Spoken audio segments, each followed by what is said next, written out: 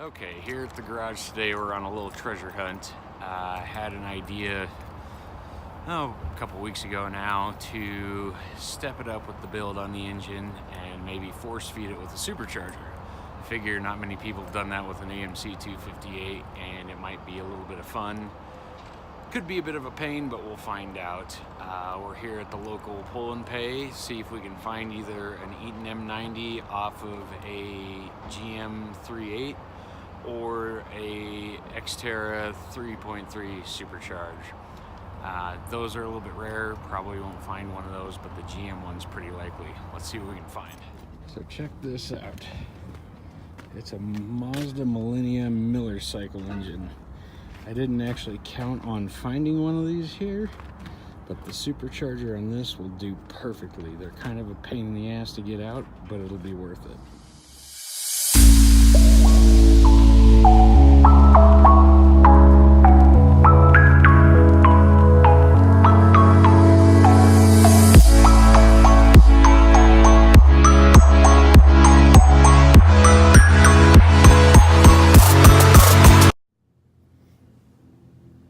So here's the supercharger. Not very pretty right now, being that it just came from a junkyard. Can't say I could complain though. It is a positive displacement supercharger, twin screw design, which means it's very efficient. Good for pretty solid boost numbers from idle all the way up to the top of the power band. I'm hoping I can make this work on the 258 and we can build some real torque out of it. Okay, well, the visit was almost a bust. The GM section left me high and dry. Found one that was supercharged Oldsmobile. Blower was already taken. Kind of took the wind out of my sails, but I kept looking. You know, when you're at a pull and pay type place, at least in my opinion, if you got multiple projects, it's always good to look for other little bits of gold that you might find.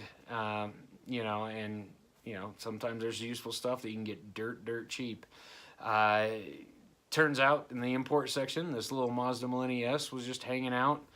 If you don't know what that is, it was a little supercharged sedan Mazda made in the early 2000s with kind of a goofy engine called the Miller cycle engine. If you want to learn how it works, look it up on Wikipedia. I don't feel like explaining it. It's kind of a weird deal. But they weren't very common. And luckily, nothing had been taken off this yet, including the supercharger. So I went to town. Took me about an hour to pull it off. And one thing I always suggest, if you saw in the video, an electric impact is worth its weight in gold at a pull and pay place like that, because it saves you a ton of time and effort. And now that I've got this out, I'm in at $50, and I'm gonna rebuild it and see if I can't make this thing work on the Jeep. If it doesn't, I'll sell this rebuilt supercharger and make my money back, and probably more, and is what it is. But I'm gonna do everything I can to make it work.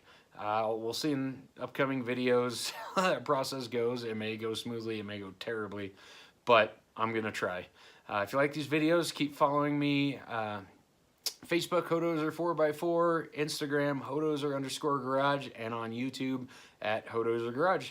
Thanks guys, and we'll see you next time.